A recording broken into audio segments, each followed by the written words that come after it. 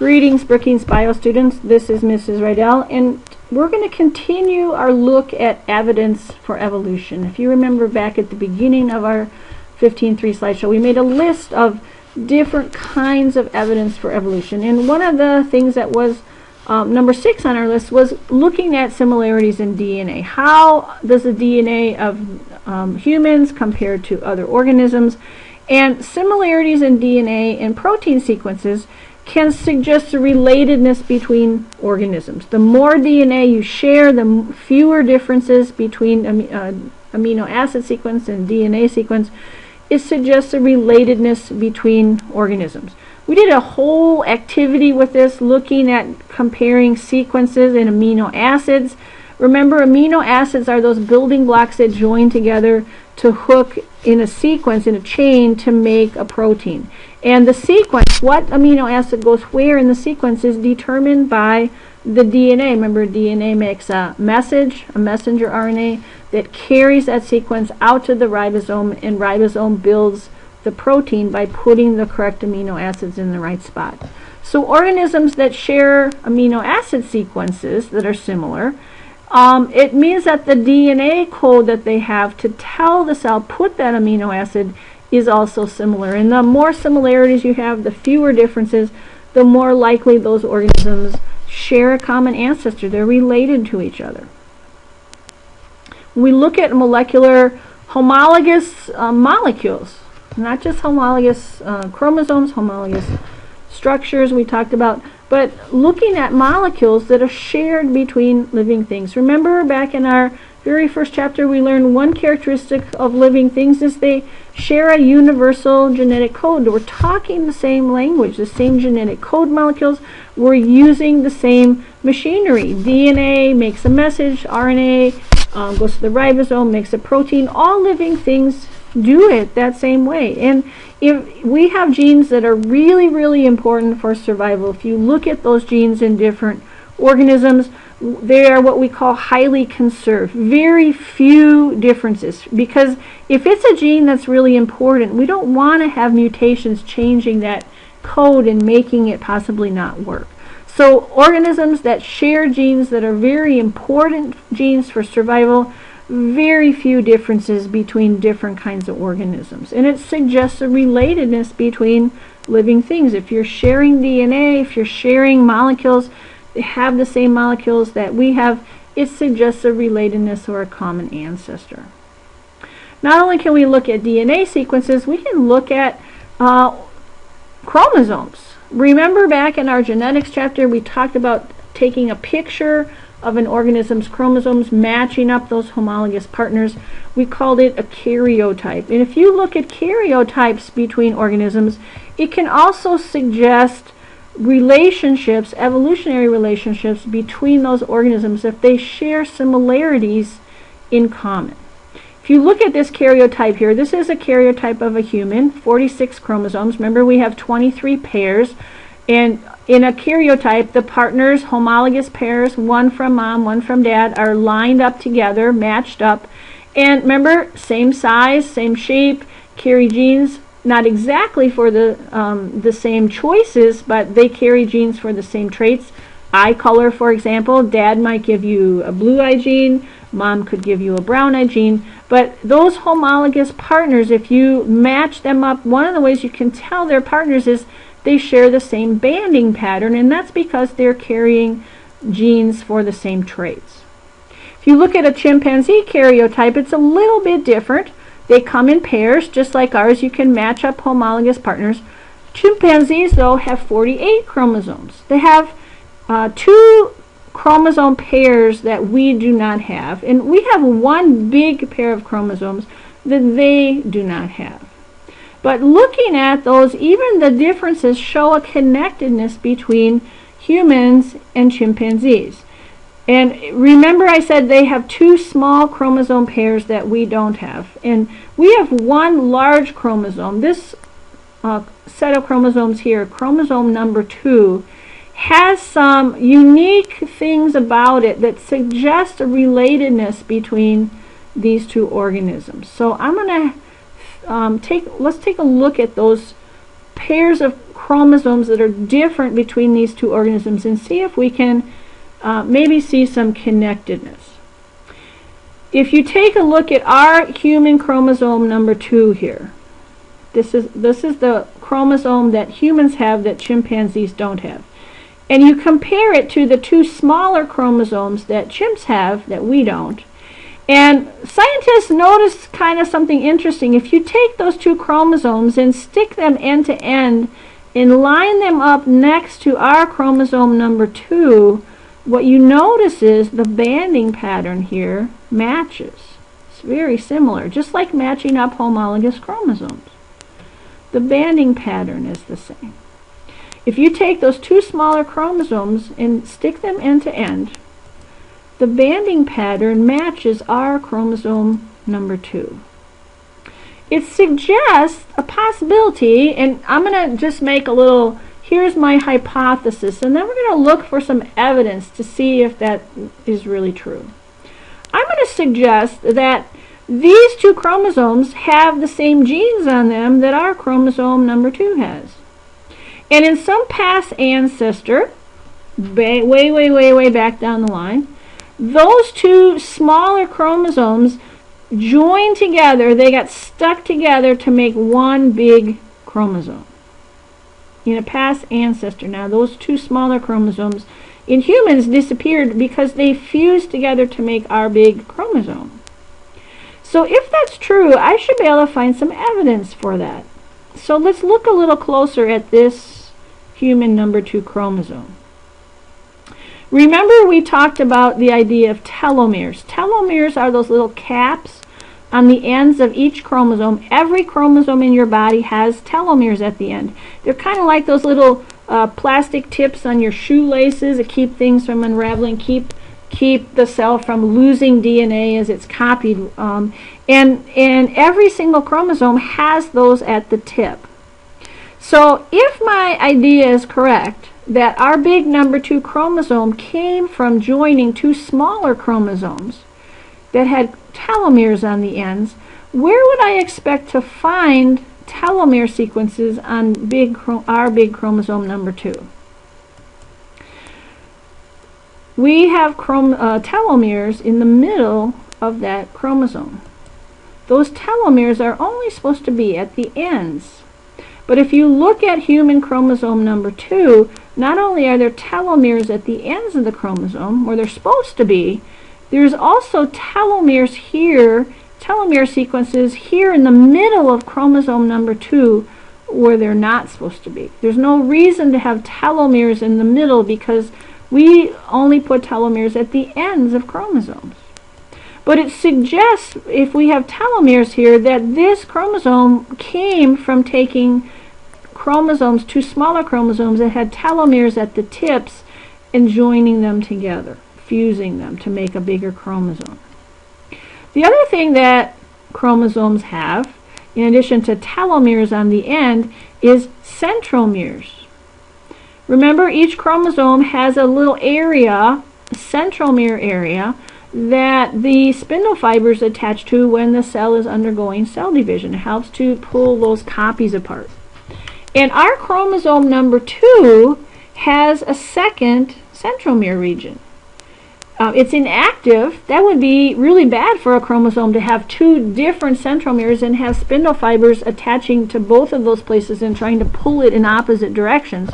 So there's only one centromere that's active, but it lines up really nicely with where the centromere is on this chromosome.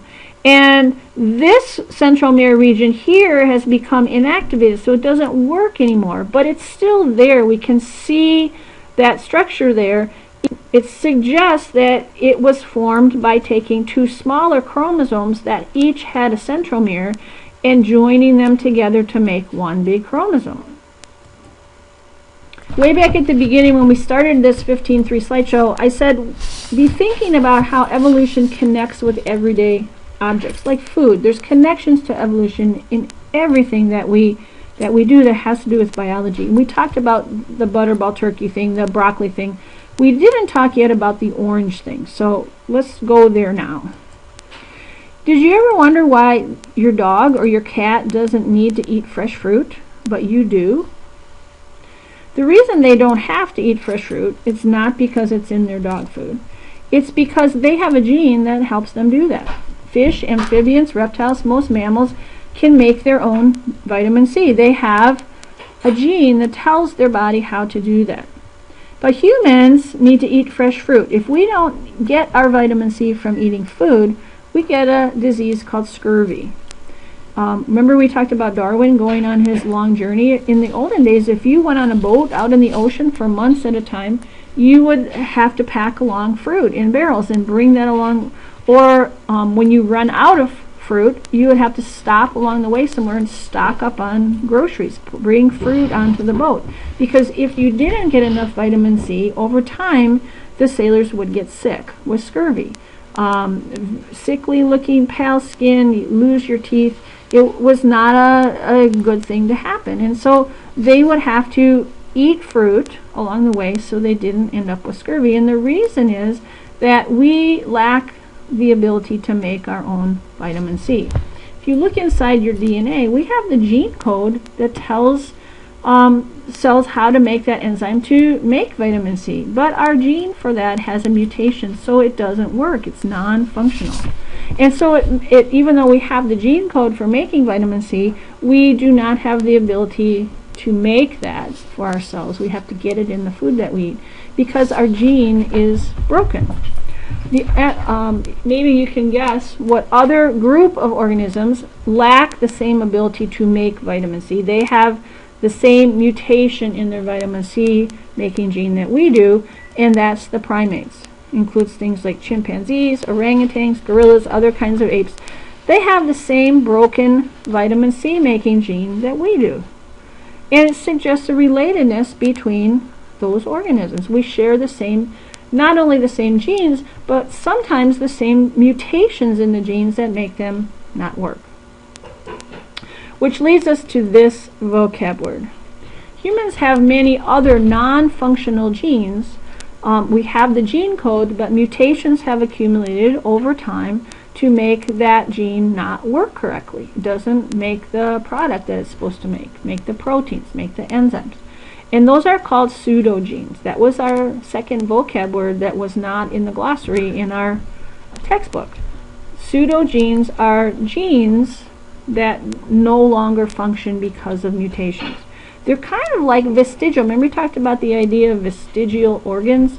We have the gene code, but something has happened to change it through mutations that make body parts that aren't correct, that aren't the right size, they're not functional, like skink legs or appendix in humans. So the pseudogenes are kind of like vestigial genes. We have the gene code, but it is no longer functional. It no longer makes a functional product. For example, you have more than 99 different odor receptor genes that code for proteins that make it so you can smell. But most of those are non-functional. They don't work. The reason we have those drug dogs come to check whether there's drugs in lockers or at airports if you're smuggling drugs, looking for lost humans or bodies, we use dogs because they have functional smell genes. They can smell things that we can't smell. Humans have those same genes, the same genes that a bloodhound has. You have those same genes, but you have mutations in them to make it so they no longer work. Those would be examples of pseudogenes.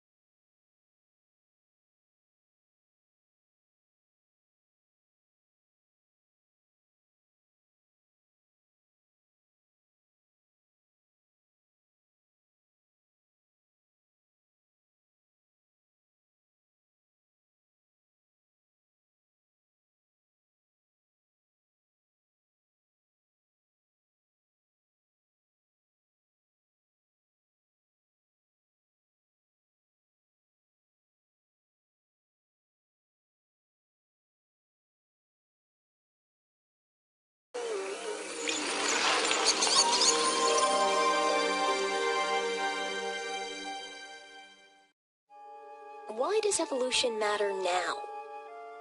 Evolution matters now because it happens every day in our lives. A perfect example for looking at this is in sicknesses, which are caused by microbes. Microbes are small particles that are able to cause disease in human beings. They include things such as bacteria, viruses, mycobacteria, fungi. And their evolutionary world in which they try to survive is inside the human being. Viruses, bacteria, and other microbes may be all but invisible to us, but that doesn't mean we don't play a huge role in their evolution. The way we use antibiotics, for instance, has a lot to do with which ones survive, the helpful ones or the harmful ones. Tuberculosis, the leading infectious killer of adults in the world today, is caused by bacteria. And it has become one of the most lethal, especially in Russia, where evolution on a cellular level has resulted in some tuberculosis bacteria that are resistant to drugs, threatening the survival of hundreds of thousands.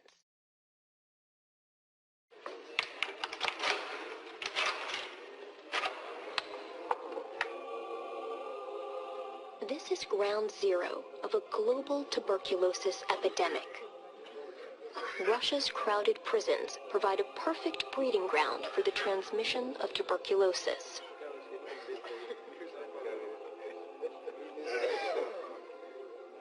Tuberculosis is spread through the air and is therefore a very threatening disease in that someone could cough and a few hours later someone walking into that room could inhale the air and become sick with tuberculosis. People who do become sick with tuberculosis develop a cough and fever and begin losing a lot of weight. If you look at the X-ray of the healthy lung, what you see is a lot of dark areas within the lung. And that's because the lung is primarily composed of air, and that indicates that there's a healthy lung.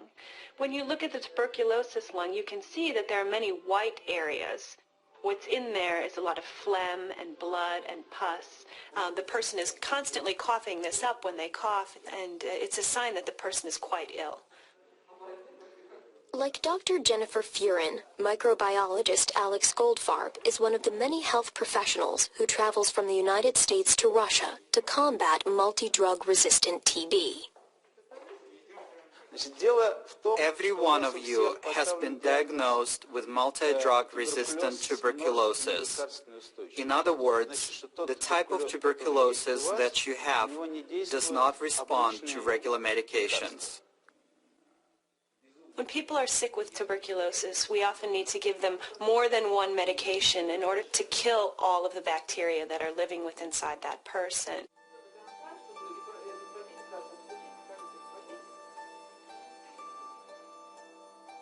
Treatment begins with one medication.